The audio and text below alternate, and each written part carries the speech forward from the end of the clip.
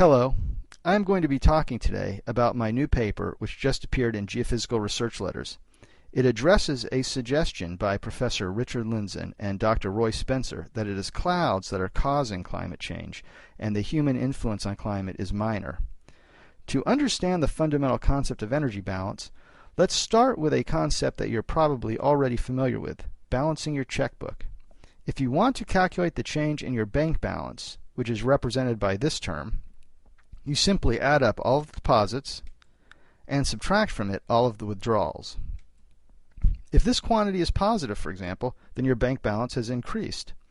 At a very fundamental level, you can think of the Earth's energy budget in exactly the same way. Here is the equation from my paper, which is the same equation as was used in Lindzen and Spencer's papers. Terms on the right-hand side of the equation are the deposits and withdrawals of energy to the climate system. The term on the left-hand side is the net change in energy of the Earth's climate system, and this is also proportional to the change in temperature. There are two terms in particular that we want to focus on. The first are the deposits of energy due to changing clouds. The second are deposits of energy from the ocean. In Lindzen and Spencer's papers, they argue that the cloud term is large, and therefore clouds play an important role in the evolution of the climate. What they didn't do, though, was use data to actually evaluate the magnitude of these terms directly, and that's what I've done in my paper, using measurements made over the last decade.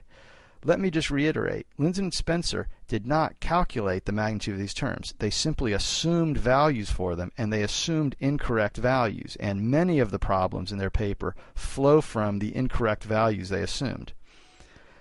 What I found when I looked at the observations was that clouds are unimportant in the evolution of the temperature over the last decade, and that the fundamental driver of the climate has been the ocean, and this is in complete disagreement with the results of Lindzen and Spencer's papers. My conclusions are not surprising. Over the last decade, the major climate variations were due to El Niño and La Niña cycles. These cycles have been studied for decades, and a quite sophisticated theory for them has grown up, and this theory does not include causation by clouds. My conclusions agree with decades of previous work that El Niño cycles are mainly due to heat transport in the oceans. I also looked at some of the other evidence presented by Lindzen and Spencer, arguing that climate models were wrong. For example, here is a plot that Spencer showed in his paper that he claims shows that climate models are doing a poor job. In my paper, I reproduced the plot and show how it is constructed with a set of models and a particular set of observations that maximize disagreement, and that a fuller comparison of all models and all data provide quite a different view. So, to sum up, I find no merit in the claims made by Spencer and Lindzen that clouds cause climate change. Now let me be clear. Clouds are indeed important in the climate system, but they are important as a feedback, not as an initiator of climate change. I also find no merit in the claims that climate models are wrong or seriously in error, or that significant revisions to mainstream climate science are necessary. This should come as no surprise. Results that purport to overturn decades of science are almost always wrong.